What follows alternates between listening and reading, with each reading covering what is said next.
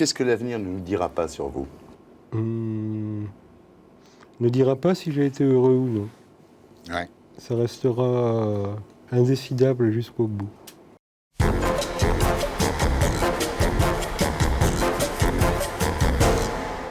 Michel Houellebecq, bonsoir. Merci d'avoir choisi Tout le monde en parle. En même temps, compte tenu de ce que vous dites dans votre bouquin au sujet de la concurrence, ça aurait été difficile d'y aller, non?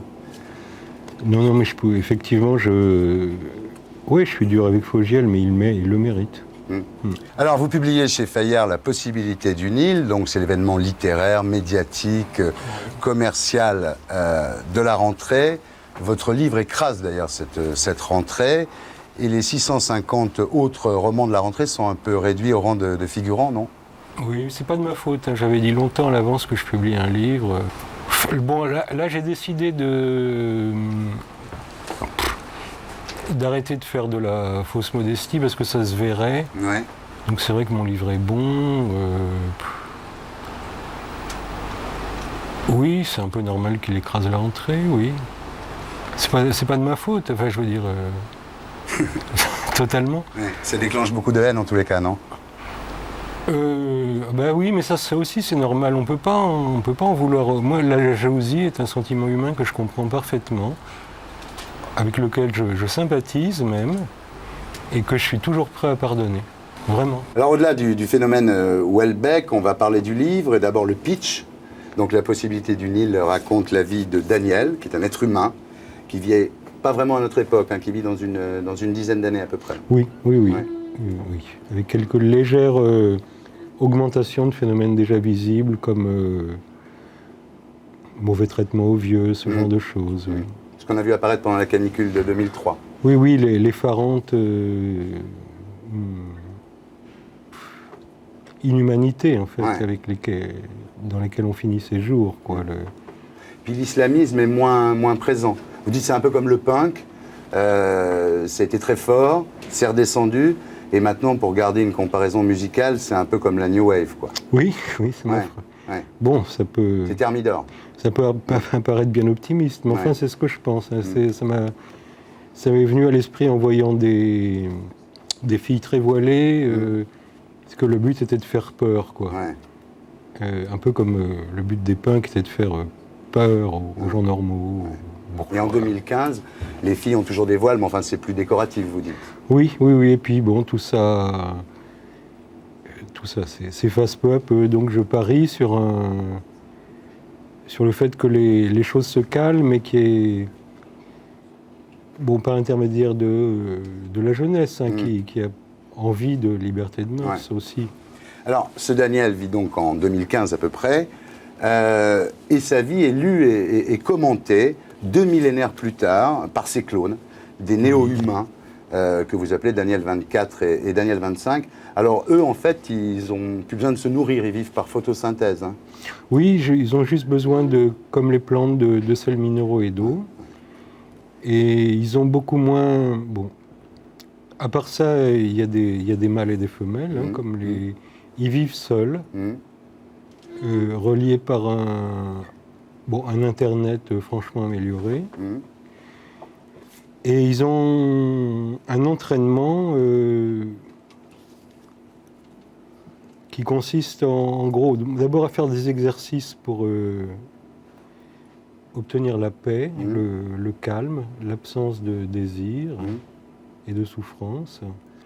Donc quelque chose de très inspiré du bouddhisme. Par ailleurs, ils étudient la biographie de leurs prédécesseurs. Donc c'est pour ça qu'ils étudient la vie de Daniel 1. Pour essayer de tirer parti de leurs échecs et de leurs souffrances pour ne pas vivre la même chose.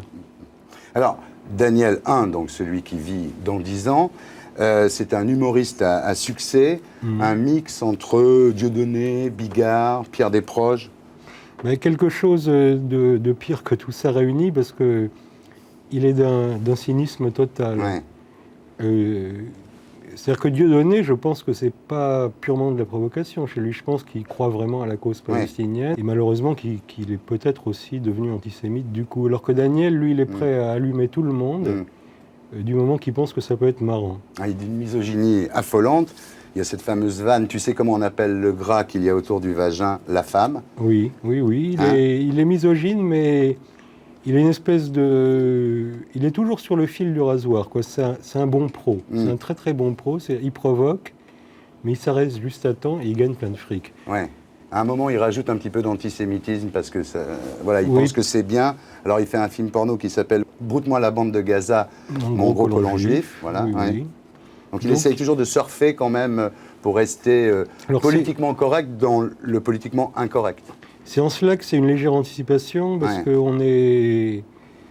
Je pense qu'à l'heure actuelle, il y aura une espèce de carton rouge, je ne sais quoi. Mais je suppose que l'humour, qui a déjà beaucoup de droits, beaucoup plus un peu que n'importe quoi, va en gagner encore un peu plus. Et lui se moque de tout. Ce qui l'intéresse, c'est quoi d'ailleurs? C'est le succès, au fond. Alors, ce qui est terrible, c'est que malgré ses dérapages racistes, misogynes, finalement, il a une bonne image auprès de la presse. Il a des bonnes critiques dans Elle, dites-vous, des bonnes critiques dans Télérama. Il passe pour un homme de gauche. Oui, ben il réussit par... Bon, il se moque pas mal aussi des gens d'extrême droite. Vous dites qu'en fait, que le seul contenu résiduel de la gauche, c'est l'antiracisme. Oui, ben c'est vrai que comme contenu de la gauche, à un moment donné, il y a eu, enfin on peut s'en souvenir, il y a eu, comment dire, une société partageuse, quoi.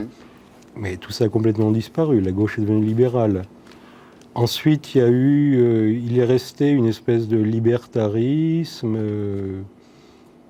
mais c'est fini, ça, la gauche est anti-drogue, anti-tabac. Donc la seule cause sur laquelle, parce qu'il faut quand même des causes un peu mobilisatrices, enfin, sur lesquelles on arrive à mettre d'accord la gauche, et c'est l'antiracisme. Que vous appelez le racisme anti-blanc. Oui, parce qu'il y a une sorte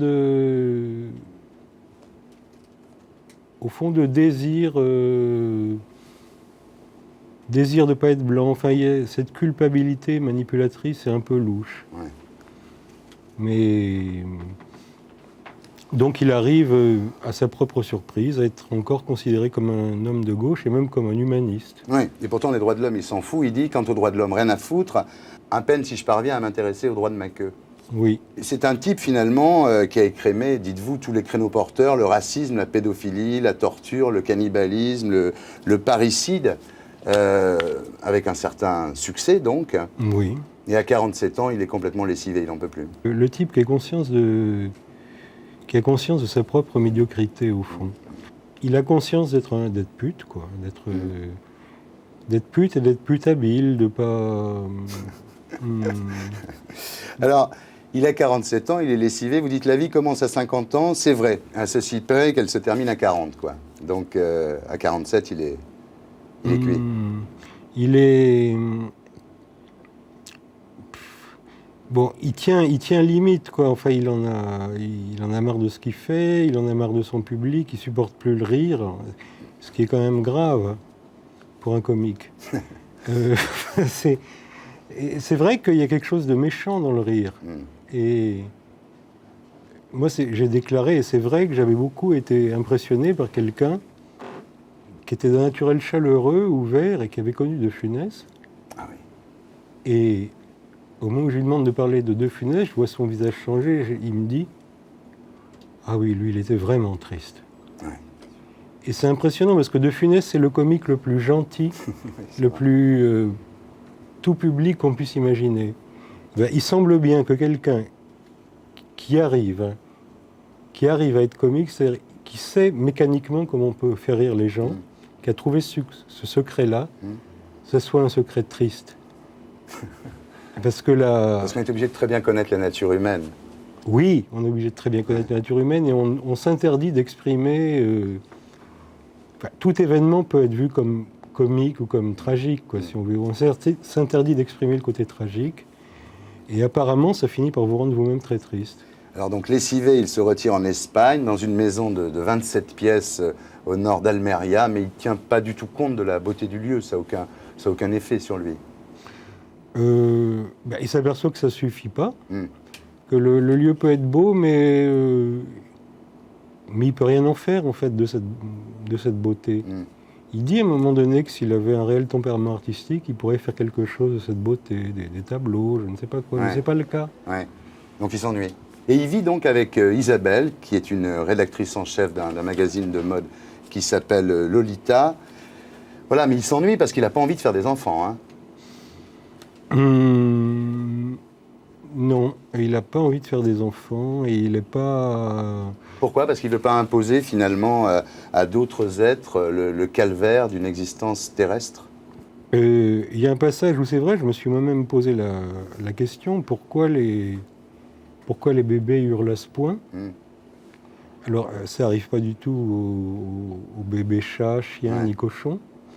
Et je pense qu'il y a un défaut quelque part. Peut-être c'est une erreur de perdre les poils. Enfin, je ne sais pas, mais bon, là, le côté livre de science-fiction commence à arriver. Il dit qu'il y a quelque chose qui ne va pas. Il n'aime pas les enfants. Il dit que l'enfant, c'est une sorte de nain vicieux, d'une cruauté innée. Et d'ailleurs, les animaux domestiques en ont peur. C'est vrai que l'enfant manifeste sa personnalité et sa volonté de dominer son entourage de manière violente. Mais pire que ça, au fond, s'il hurle le bébé, c'est parce qu'il souffre. Et je pense réellement qu'on est trop sensible à la douleur, que la douleur physique va au-delà de sa nature de signal. Et il y a quelque chose qui ne va pas. Enfin, on sent qu'il y a quelque chose de déséquilibré dès le départ chez l'être humain. Alors, Daniel et Isabelle ne font pas d'enfants, et le grand événement, c'est quand ils recueillent un chien, un dénommé Fox, un soir, au bord d'une autoroute. Et là, vous dites, c'est le meilleur amour, c'est l'amour inconditionnel, parce que finalement, le chien, il n'attend rien en échange, et il vous aime vraiment. Oui, et puis ce qu'il y a, c'est bon, toute personne ayant vécu en couple, c'est qu'il n'est pas forcément facile de rendre le conjoint, alors que le chien, c'est possible. Même si on est animé des meilleures intentions du monde, le bonheur de l'autre n'est pas garanti. Alors qu'avec un chien, ça peut arriver. Et en fait,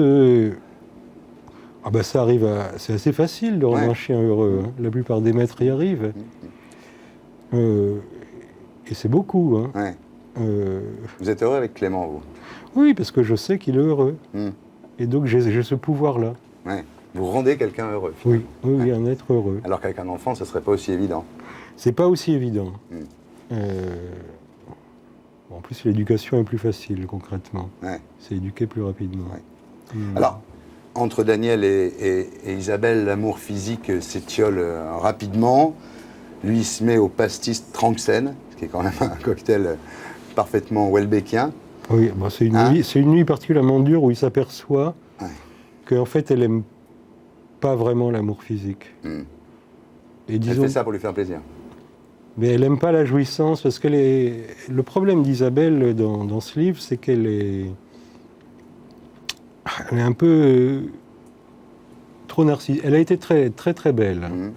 Elle est encore pas mal du tout. Mais vous savez, les gens qui sont trop beaux, finalement, ont parfois du mal avec l'amour physique parce que ça les déforme. Je sais pas, ils aiment mieux offrir une image... Ils aiment être admirés. Oui, puis offrir une image glacée, calme.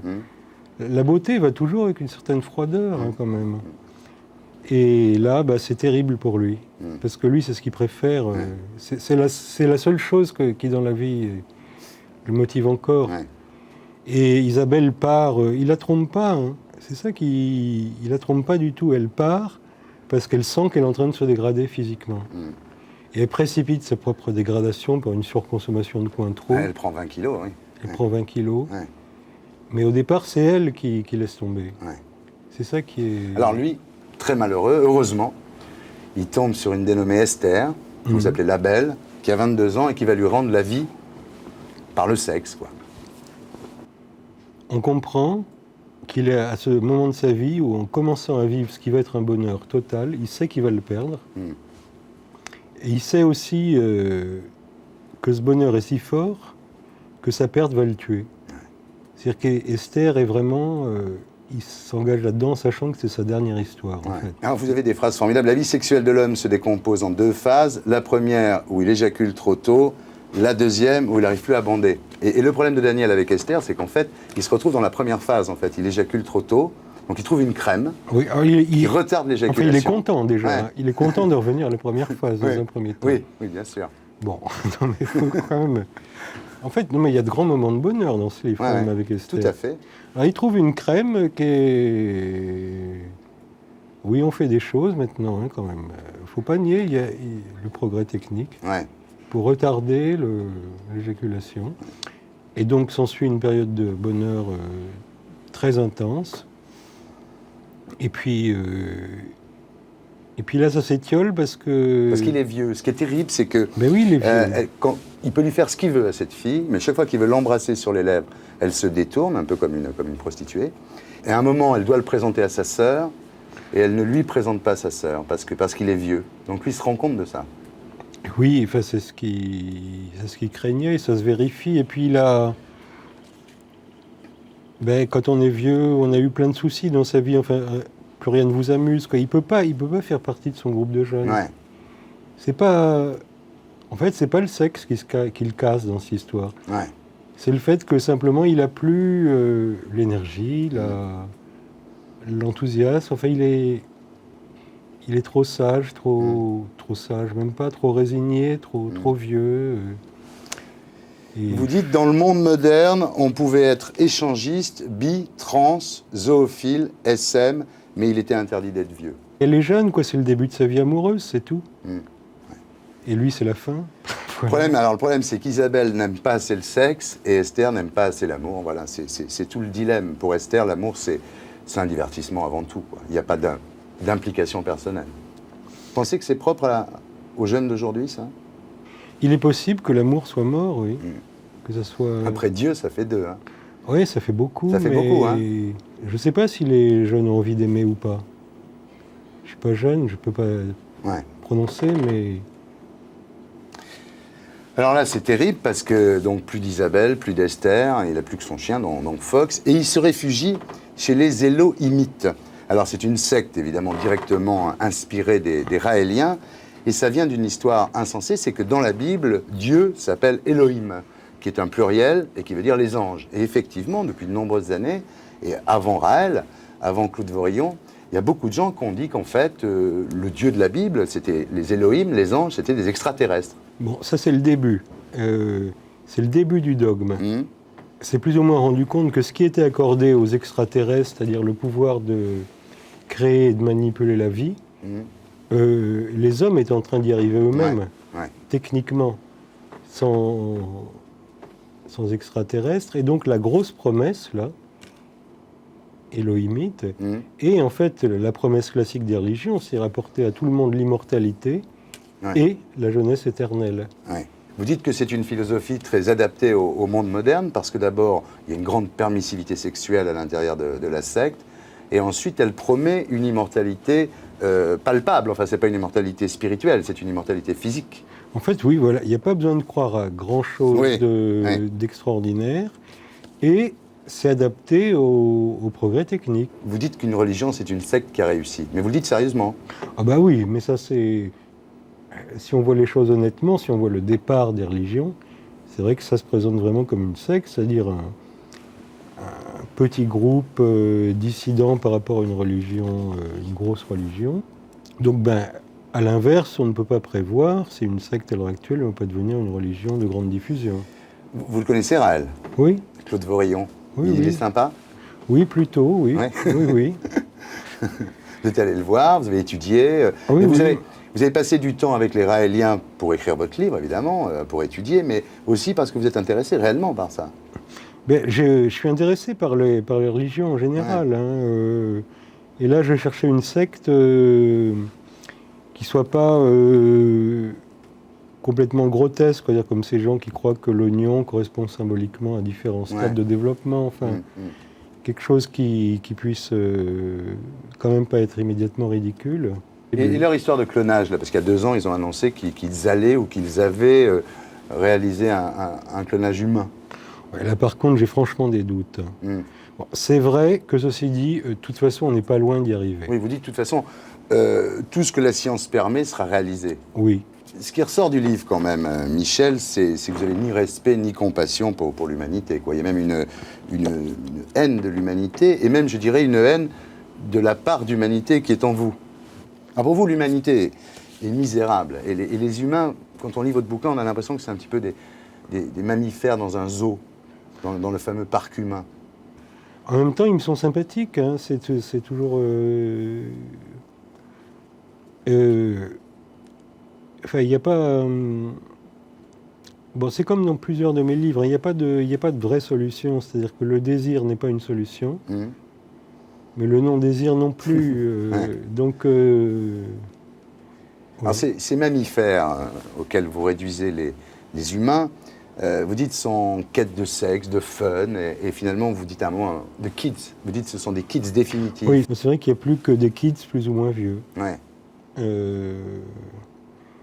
Disons que bon, ça c'est foutu. Hein, je veux dire, il y aura plus de dignité dans la vieillesse. Faut pas y compter. Ça n'arrivera plus parce que tout ça a perdu son sens. Ça reposait sur un système de succession des générations, de choses à transmettre, ça s'intégrait dans une religion qui chapeautait le tout. Donc ça, on ne le retrouvera plus. Plus jamais. Alors ça se vend bien, la possibilité du Nil, non? Vous savez que vous en vendez 300 par jour chez Virgin, le Da Vinci Code à la meilleure époque en vendait 70 par jour, et Amélie Nothomb 50. Vous êtes content quand même? Ah oui, je suis content, oui.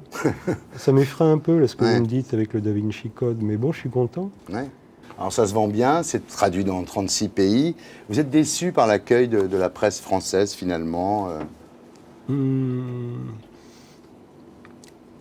Non, parce que nul n'est prophète en son pays. Ce genre de choses, c'est basique, mais c'est vrai. Enfin, qu'on m'en veuille, je comprends. Quoi. Je vais pas vouloir être aimé en plus. Quoi. Ouais. Vous ne croyez pas que les journalistes ont été énervés par le fait qu'il y ait très peu de gens qui aient eu le bouquin, qui aient eu cet embargo sur votre livre? Bon, c'est vrai que si des gens, au bout de 3 articles, écrivent que des conneries sur moi, c'est pas la peine de l'envoyer une 4e fois. Je veux dire, il y a des gens qui m'aimeront jamais. Ouais.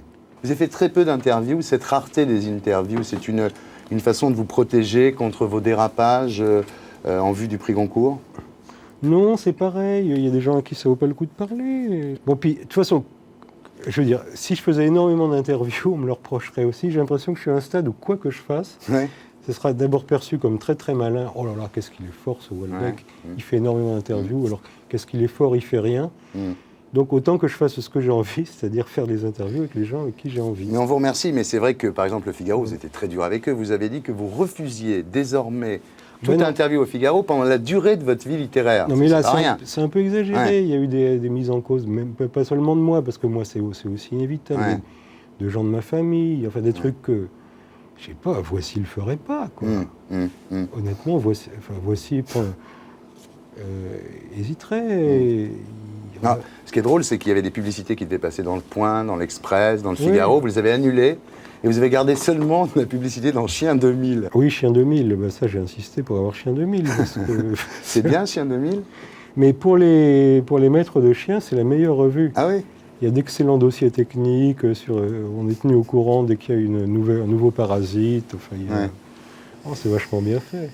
Sérieusement, ça vous fait quoi de ne pas être reconnu comme le grand écrivain que vous êtes, Michel Houellebecq? Je ne suis pas inquiet sur l'avenir du jugement sur mes livres, quoi. C'est pas vrai que c'est juste un phénomène commercial sans lendemain. Ce livre sera lu longtemps. Non, je suis rassuré, vraiment. Ben merci, on est heureux de vous voir heureux. Et maintenant, interview Upside Down. Alors Michel Houellebecq, qu'est-ce qu'on peut vous souhaiter de pire en ce moment? C'est sûrement que j'ai des dents qui tombent, parce que là j'ai un truc temporaire. Et si ça tombe avant que j'ai le temps de refaire un truc définitif, je vais beaucoup merder dans les lectures. Ça va siffler, et je fais des lectures en public, j'adore ça. Alors. Quel est le compliment qui vous énerve le plus? Je crois que c'est peut-être quand on me dit que je suis gentil. Quelle est la qualité que vous regrettez d'avoir? Alors c'est sûrement l'impossibilité de mentir, hein, parce que moi ça m'a... Alors là, carrément littéraire, moi ça m'a... Qu'est-ce que j'en ai bavé dans les émissions où on est sommé de dire son avis sur le livre des autres et on en pense du mal. C'est horrible. Un écrivain pardonne jamais qu'on le démolisse en public. Quel est le talent que vous avez mais que vous n'aimeriez pas avoir? De temps en temps, je me trouve trop intelligent. Non, mais c'est-à-dire que j'envisage trop de possibilités, quoi. Ouais. Quel défaut aimeriez-vous avoir? Je sais pas si c'est un défaut. J'aimerais bien être plus primaire, plus instinctif, plus immédiat. On dit que vous êtes radin, c'est vrai? Non, ça, je crois que c'est pas vrai. Ouais. Je sais pas pourquoi on dit ça, d'ailleurs. C'est un peu Maintenant, bizarre. on ne dira plus, puisque vous dites que Ouais. c'est pas vrai. Qui ne voudriez-vous pas avoir comme fan? J'aimerais pas tellement avoir Rob Grillet comme fan. Ah bon. Ça m'inquiéterait. Bon, Le nouveau roman, vous en pensez quoi? alors c'est de la merde, hein, Ah ouais, vraiment. ah, carrément. Carrément. Ouais. Il en restera rien. Par qui aimeriez-vous être détesté? Mais j'aimerais bien que les écologistes répondent à mes agressions permanentes. Ouais. Parce que j'aime pas tellement la pensée écologiste, elle me dégoûte un peu, mais j'ai beau agresser les écologistes, ils réagissent pas. Pourquoi ça vous dégoûte? Parce que je suis resté très baudelairien, chercher tout ce qui est naturel, vous ne trouverez rien que d'affreux. Quelle est la meilleure mauvaise critique qu'on vous ait faite? C'est peut-être une critique de Julian Barnes sur Plateforme. Ouais. Qui a dit quoi? En gros, je fais trop de concessions à l'émotion facile, quoi. Je perds un peu d'insolence. Bonne critique. Oui.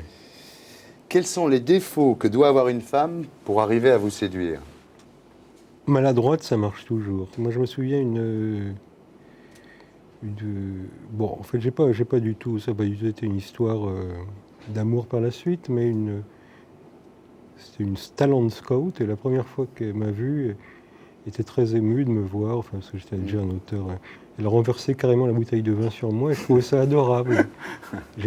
Alors après, elle s'est mise à m'essuyer, bon, ce qu'il y a, évidemment. Ouais. Bon.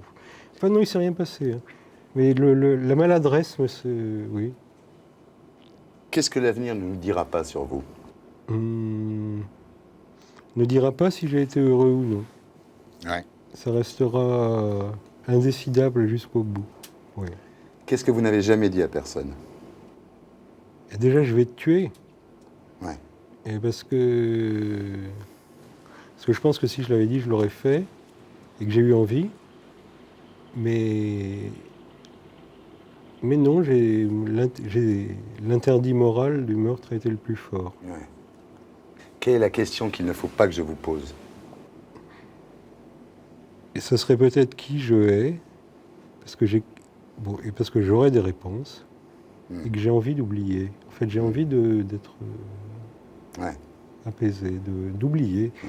Je crois pas beaucoup au pardon, hein, c'est un concept assez chrétien. Je suis pas assez chrétien, mais j'ai envie de... Ouais. Vous croyez plus à l'oubli qu'au pardon? Oui, honnêtement, oui. Et ça concernerait votre mère, par exemple? Ça pourrait, mais il y a d'autres personnes. Mais justement, c'est la question. N'en parlons pas. N'en parlons pas. Et pour être sûr de ne rien rater de Inarditube, abonnez-vous et mettez un pouce bleu.